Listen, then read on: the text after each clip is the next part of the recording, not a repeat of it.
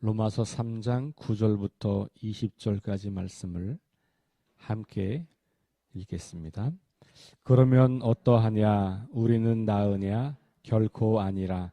유대인이나 헬라인이나 다 죄 아래 있다고 우리가 이미 선언하였느니라.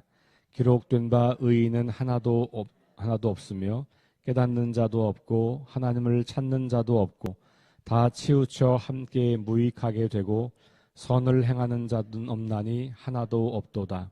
그들의 목구멍은 열린 무덤이요 그 혀로는 속임을 일삼으며 그 입술에는 독사의 독이 있고 그 입에는 저주와 악독이 가득하고 그 발은 피 흘리는 데 빠른지라. 파멸과 고생이 그 길에 있어 평강의 길을 알지 못하였고 그들의 눈앞에 하나님을 두려워함이 없느니라 함과 같으니라. 우리가 알거니와 무릇 율법이 말하는 바는 율법 아래에 있는 자들에게 말하는 것이니 이는 모든 입을 막고 온 세상으로 하나님의 심판 아래에 있게 하려 함이라. 그러므로 율법의 행위로 그의 앞에 의롭다 하심을 얻을 육체가 없나니 율법으로는 죄를 깨달음이니라. 아멘. 이제 이 단락은 1장 18절부터 이어져 오는 긴 단락의 종결부입니다. 그래서 바울이 우리 어제 3장 1절부터 8절까지 유대인의 나음이나 할례의 유익이 뭐냐, 범사에 많다 그러면서 이야기를 한 가지를 이야기한 거죠. 말씀을 받은 거다. 그러니까 말씀을 먼저 맡은 자로서의 어떤 책임과 특권으로 보면 유익함이 있는 것이다. 그런 이야기를 했는데 오늘 다시 9절에서 다시 질문해요. 이렇게 질문합니다. 그러면 어떠하냐? 우리는 나으냐? 그러니까 답을 했는데 또 답을 해요. 그러니까 한 번 더 강조하는 거죠. 다시 말하면 1장 18절부터 시작해서 이방인들에 대한 이야기를 쭉 해왔고 그 다음에 유대인들에 대한 이야기를 쭉 해왔고 마지막 부분에서 유대인의 나음이 없는 건 아니고 범사에 많다. 특별히 하나님의 말씀을 맡은 것이다. 그렇게 이야기를 해놓고 다시 그런데 우리가 낳은 게 정말 있는 거냐? 이렇게 이제 질문을 또 하는 거예요. 그러면서 아니다라고 또 이번에는 이야기해요. 그러니까 방금 3장 1절에서는 낳음이 있다, 많다 이렇게 이야기해놓고 또 3장 9절에서는 낳은 게 없다, 결코 아니다. 이제 모순된 듯한 이야기를 하고 있는 것이죠. 이 부분을 그래서 어떻게 이런 모순이 그것도 이제 금방 얼마 되지 않아서 이런 모순이 나올 때 그러면 어떤 의미에서는 낳은 거고 어떤 의미에서 낳은 게 아니냐 이걸 좀 분리하는 게 중요한 거죠. 그래서 어제 말씀드린 것처럼 말씀을 맡았다. 그러니까 하나님의 특별 계시를 맡은, 그러니까 위임받은, 그걸 잘 지키고 그걸 통해서 그 말씀을, 그 율법을, 그 하나님의 특별 계시를 더 많은 사람들에게 알려줘야 될 책임이 있다는 측면에서 낳은 것인데 만약에 이것을 너희가 하나님이 우리만 편애하시는 거야. 하나님이 우리만 사랑하시는 거야. 우리가 이걸 율법을 가지고 있으니 우리는 절대로 심판을 받지 않을 거야. 어떤 일이 있어도 우리는 구원에 이른 거다. 라고 하는 그릇된 확신으로 간다면 그건 나음이 없다. 다시 말하면 심판의 차원에서는 다 동일하다는 이야기를 하는 거예요. 그러니까 말씀을 먼저 맡았지만 그런 책임과 특권으로서는 나은 게 있지만 그것을 잘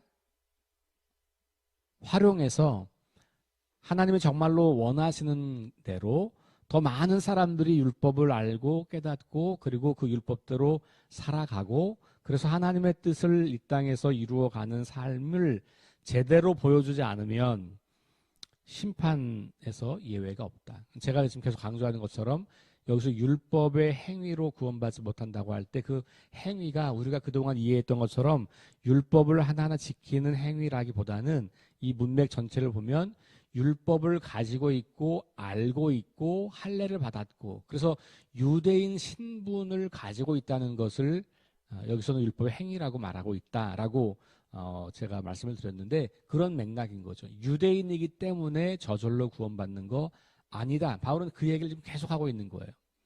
유대인, 말씀을 맡은 유대인, 할례를 받은 유대인, 언약 백성이라고 스스로 자부하는 유대인, 우리식으로 말하면 구원의 확신이 있다고 말하는 그리스도인조차도 하나님의 심판에서 면제될 수는 없는 일이다.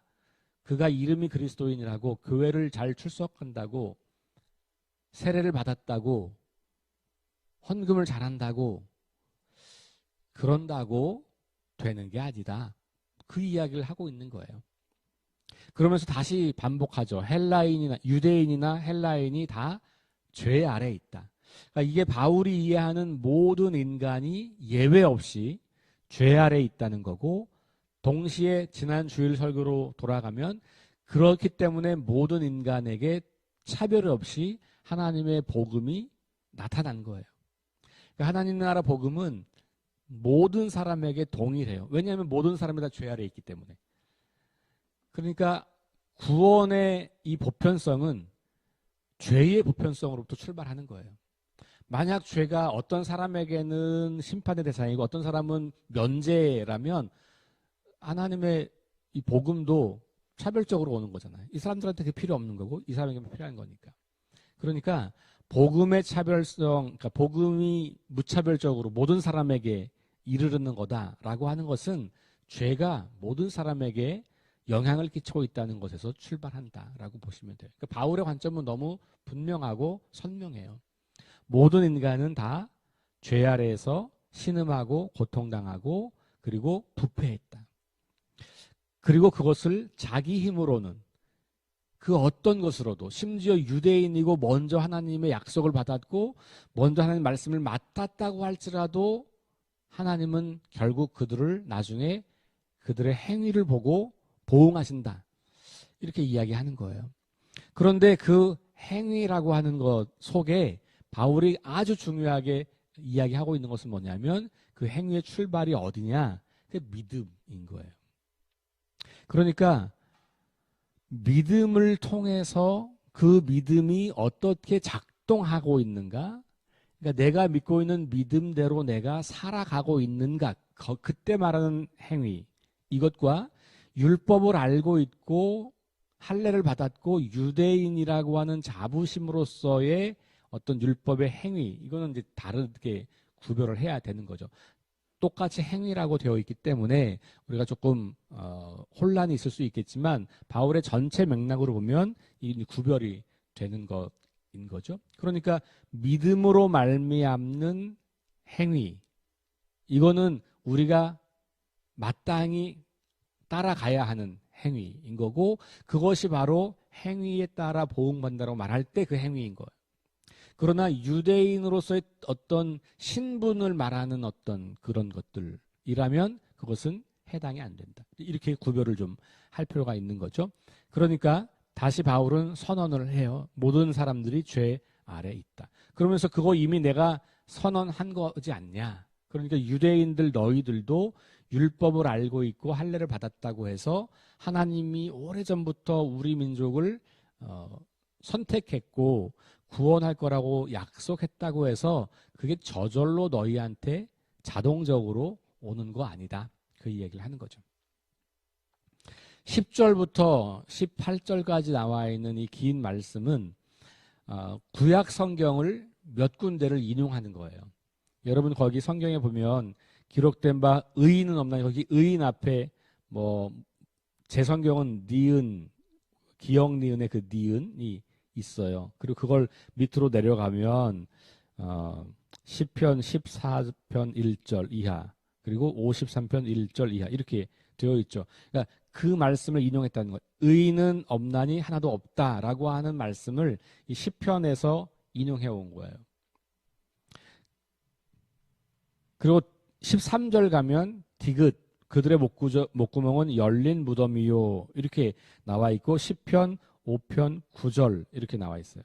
그 밑으로 리을, 미음, 비읍, 시옷까지 그죠? 이렇게 인용을 하고 있는 거죠. 그러니까 결국 여기서 바울은 구약 성경에 그러니까 유대인들을 향해서 말하는 거잖아요. 지금 이 장면은 유대인들 우리 나은 거 없다. 우리도 다 죄 아래 있는 거야. 그러면서 봐봐라, 우리가 믿고 있는 그 구약 성경, 시편과 이사야와 그 다음에 뭐 이런 그 성경에 보면 여러 가지로 우리 인간이 얼마나 부패했는가를 보여주고 있지 않냐. 바울이 다시 돌아가는 것은 유대인들이 율법이라고 자기들이 율법을 가지고 있다고 알고 있는 그 책으로 돌아가서 너희가 그렇게 알고 있다고 말하는 율법에도 이미 우리가 다 부패했다라고 말하고 있지 않냐. 이렇게 이야기하는 거죠. 그러니까 자기의 논리의 마지막 결론 부분에 와서 유대인들의 도 마찬가지로 죄 아래 있는 거고 심판의 대상이 될 수 있다는 말씀을 하시면서 그 근거를 구약 성경, 즉 유대인들이 율법으로 떠받드는 그 구약 성경을 인용하는 거예요. 그래서 자기가 말하고 있는 말이 자기 말이 아니라 성경에 기록되어 있는 말이다. 그렇게 이야기하는 건데 여기에 나와 있는 내용을 하나하나 살펴보면 출발점은 선포부터 시작해요. 그러니까 의인은 없나니 하나도 없다라고 하는 선포. 이 선포는 법적인 선언인 거예요. 다 유죄 이렇게 이제 선포하는 거죠. 그러니까 다 유죄다라는 말이에요. 유죄. 그러니까 법적 효력이 있다는 거예요. 법적인 효력이 있다고 하는 건 뭐예요? 어떤 것으로도 그것을 바꿀 수가 없다는 거예요. 그 상태를. 그러니까 인간이 처한 이 상태, 다시 말하면 형벌받아 마땅한 상태가 바뀌지 않는다라고 하는 것을 선포하는 거예요. 그리고 나면 깨닫지 못한다는 말이 11절에 나와요. 그렇죠? 깨닫는 거는 우리의 본성이 타락했기 때문에 하나님의 진리를 깨달을 수 없다는 거예요. 그러니까 유대인들이 성경 말씀, 율법을 가지고 있지만 그걸 오해했잖아요. 그렇죠? 그러니까 하나님 말씀을 우리가 가지고 있다고 해서 이걸 내가 읽는다고 해서 그게 끝이 아닌 거죠.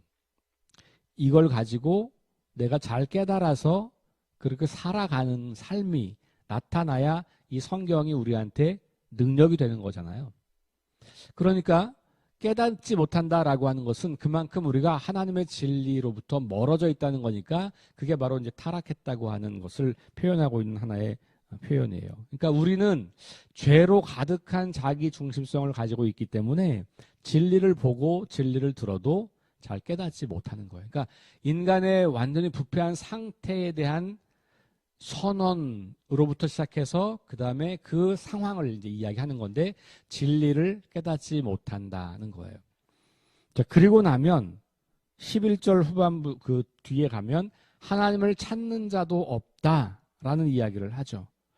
하나님을 찾는 자가 없다. 이 말은 의도가 하나님을 찾지 않는 거죠. 의도. 그러니까 내가 하나님을 찾으려는 의도와 동기가 없다는 거예요. 그러니까 우리 부패한 상태에서는 하나님을 찾으려고 하지 않는 거죠. 오히려 하나님으로부터 도망치려고 하는 거예요. 여러분 아담의 이야기에서 아담이 선악과를 따먹고 난 다음에 바로 보인 현상이 뭡니까? 하나님을 피하여 숨었다 그랬어요. 그 전까지는 하나님과 동행하며 하나님과 함께 대화하며 하나님과 함께 동산을 거닐던 아담이 그가 하나님을 반역하고 자기가 주인이 되고 싶은 그 일을 한 다음에 그때 그가 하나님을 피해야만 되는 존재가 된 거죠. 그러니까 이게 죄의 본성의 매우 중요한 요소예요. 하나님을 피하고 싶은 거고 하나님을 의도적으로 찾으려고 하지 않는다라는 거죠. 물론 우리가 하나님을 찾으려고 한다고 해서 찾아지는 분은 아니에요. 엄밀히 말하면 우리가 하나님을 찾는 게 아니고 우리를 찾아오시는 하나님을 만날 뿐이죠. 그러니까 우리가 하나님에 대한 어떤 이 인식이 가능한 것은 하나님이 우리에게 오셔서 자기 자신을 보여주셨기 때문인 거예요. 그럼에도 불구하고 하나님을 의도적으로 피하려고 하는 것, 이런 것이 우리 인간들이 가지고 있는 죄 아래에 있는 그런 특징이다라고 하는 거고요. 12절에 보면 다 치우쳐 함께 무익하게 되고라고 나와 있어요. 다 치우쳐 있다라고 하는 거 이거 의지의 문제예요. 치우쳐 있다. 그러니까 내가 한쪽으로만 가는 거잖아요. 다른 한쪽으로는 가지 않는 거예요. 물론 하나님을 찾지 않는다는 것도 의지의 문제와 관련이 있겠지만 그걸 좀 동기, 좀 어떤 그 내적인 동기로 좀 본다면 여기 치우쳤다고 하는 말은 조금 더 적극적으로 의지적으로 그것을 실행하고 있는 모습으로 보이는 거죠. 고의로 방황하는 것. 이사야 53장 6절에 보면 이사야가 우리는 다 양 같아서 각기 제 길로 갔거늘 그런 말씀이 있잖아요. 각자가 다 자기 길로 갔다는 거죠. 사사기 말씀으로 말하면 다 사람들이 목이 곧았다 이렇게 표현이 되어 있어요. 그래서 자기의 소견에 옳은 대로 행했다. 이게 사사기가 보여주는 죄악의 모습을 한 줄로 요약한 거거든요. 다 자기 소견에 옳은 대로 했다. 이사야는 각기 양들이 다 자기의 길로 갔다. 이게 뭐냐 하면 다 각자가 자기가 가고 싶은 대로 간다는 거고 그것이 당연히 한쪽으로 치우칠 수밖에 없는 것이죠. 자, 그 다음에 13절 넘어가면 목구멍, 열린 무덤 이런 표현이 등장하고 혀로 속임을 일삼고 입술에는 독사의 독이 있고 그 입에는 저주와 악독이 가득하다라고 하는 표현을 통해서 우리가 말하고 있는 이 언어로 표현되는 우리의 이 입술이 얼마나 타락했는가. 그러니까 이제는 마음의 문제, 의지의 문제가 우리 입술로도 나타나서 거짓말, 독을 품은 말, 저주와 악독 이렇게 우리의 목구멍이 열린 무덤과 같다. 15절, 16절로 넘어가면 발은 피를 흘리는데 빠르고 파멸과 고생이 그 길에 있다. 이렇게 나와 있어요. 그러니까 이거는 아주 적극적으로 사람들을 해치는 거니까 관계가 다 무너져 내린 것을 말하는 것이죠. 다른 사람들을 돕고 사랑하고 섬기는 관계가 아니라 다른 사람들을 이용하고 착취하고 그래서 내 이익을 추구하는 것. 나의 목적을 위해서 다른 사람들을 수단화하는 것, 이런 것들을 말해주고 있는 거죠. 18절 보면 그들의 눈앞에 하나님을 두려워함이 없다. 하나님과의 관계도 단절되어 버린 거죠. 그러니까 이 죄악의 모든 내용들을 보니까 인간의 의지, 마음, 동기, 입술, 행위, 사람과의 관계, 하나님과의 관계가 다 완전히 무너져 내렸다. 그러니까 모든 관계가 다 깨어져 버렸다라고 하는 것을 보게 되죠. 이렇게 살면 행복할까? 아니죠. 자기 자신도 계속해서 이 죄악에 의해서 깨어지고 망가지는 인생을 살게 되는 거죠. 결국 하나님과의 관계, 자신과의 관계, 이웃과의 관계, 세상과의 관계가 다 무너져 내리는 것이 죄의 보편적인 특징이다라고 하는 것을 우리에게 보여주고 있고 이 죄가 편만하다. 누구에게나 이런 것이 유대인에게도 율법을 알고 있다고 말하는 하나님의 약속을 받은 사람들에게도 여전히 차별이 없다. 동일하다라고 하는 이야기를 하고 있습니다. 자, 그러면서 19절로 가면 다시 유대인들에게 결정적인 한 방을 또 날리는 거예요. 우리가 알거니와 율법이 말하는 율법 아래에 있는 자들에게 말하는다. 그러면서 이제 유대인들에게 말하는 거니까 모든 입을 막고 온 세상으로 하나님의 심판날이 있게 하려는 유대인조차도 심판을 받는 거라면 모든 사람들이 다 심판 아래 있는 거 이거 내가 다시 말하고 있는 거다. 그러면서 율법의 행위로 그의 앞에 의롭다 하심을 얻을 육체가 없나니 율법으로는 죄를 깨달음이라. 그러면서 율법의 유익함을 하나 이야기하는 거죠. 그게 뭐냐면 율법이 있기 때문에 죄가 되는 것. 그러나 그 율법을 알고 있다고 해서 그 율법을 가르치고 있다고 해서 그 율법대로 할례를 받은 사람들이라고 해서 그래서 그것으로 의롭다 받는 게 아니다. 어떤 특별한 신분으로 의롭다 받는 게 아니다. 이렇게 이제 이해를 하는 겁니다. 그리고 나서 우리 지난 주일날 보았던 그러나가 나오는 거예요. 그러나 이제는 율법 외에, 우리 성경은 그러나 없지만 새 번역이나 또 영어 번역이나 헬라어 번역은 다 그러나라는 접속사가 있다고 말씀드렸어요. 그러나 하나님의 한 의가 나타났다. 이렇게 말하고 있는 것이죠. 그러니까 유대인이라고 해서 구원받는 거 아니다. 그 유대인들도 하나님의 의를 필요로 하는 사람이다라고 하는 것을 다시 이야기하고 있습니다.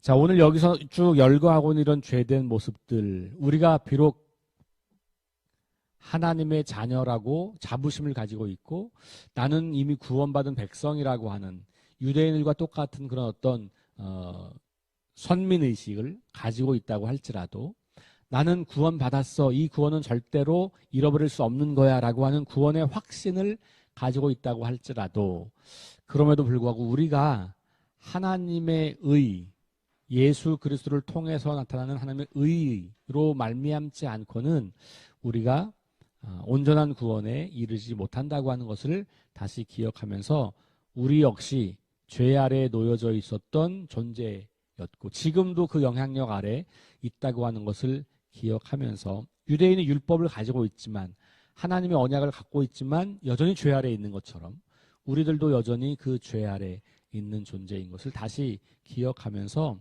우리가 이런 비참한 상태, 하나님 없이 예수 그리스도 없이 망할 수밖에 없는 인생이라고 하는 것을 다시 우리가 확인하면서 다시 주님을 향하여 믿음을 향하여 나아가는 하루가 될 수 있기를 주의 이름으로 축원합니다. 기도합니다. 하나님, 모든 사람이 다 죄 아래 있다는 선언을 다시 확인합니다. 우리는 안심하고 있습니다. 왜냐하면 우리가 예수 그리스도를 믿는 믿음을 이미 가졌기 때문입니다. 바울이 말하고 있는 바 그 믿음 그리고 율법의 행위 이 말씀들을 조금 더 깊이 묵상해 봅니다. 그 믿음이 그저 교리를 암기하고 있고 구원의 확신을 가지고 있는 것 그걸 말하는 게 아닌 것이 점점 분명해집니다. 그렇다면 유대인들은 절대로 심판을 받을 일이 없고 그렇다면 유대인은 절대로 타락할 리가 없기 때문입니다.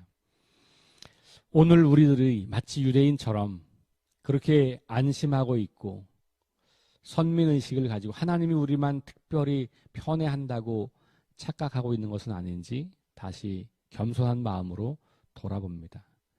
하나님 없는 인생, 예수님 없는 인생이 얼마나 비참한 인생인지 이와 같이 얼마나 타락하고 우리의 마음과 생각과 의지와 계획과 입술과 우리의 손과 발과 우리의 모든 것을 다 마비시키고 하나님으로부터 끊어지게 하고 그 결과 자신과 이웃과 세상으로부터 모든 관계가 단절될 수밖에 없고 모든 관계를 계속해서 깨뜨리고 망가뜨릴 수밖에 없는 그런 연약한 존재인 것을 다시 확인합니다.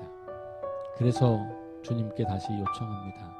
하나님의 의, 예수 그리스도를 통해서 나타나는 하나님의 그 의가 나에게도 필요합니다. 오늘 우리의 삶에도 계속해서 그 의가 필요합니다. 이렇게 고백하며 하루를 살아가오니 오늘도 우리와 동행하여 주옵소서. 죄의 영향력과 죄의 구속을 벗어버리고 그것에 저항하고 반대하며 오늘도 의로운 삶을 살아갈 수 있도록 인도하여 주옵소서. 예수님 이름으로 기도합니다. 아멘. 우리 함께 합심해서 기도합니다. 성령의 능력으로 하나님 나라를 증언하고 살아내게 하소서. 하나님 말씀이 기준이 되게 하소서. 질병과 연약함으로 고통당하는 사람들을 치유하여 주소서. 전쟁과 자연재해와 가난과 억압으로 고통당하는 지구촌 이웃들에게 은혜를 베푸소서. 우리 함께 합심해서 기도하시고 개인 기도하고 돌아갑니다. 하나님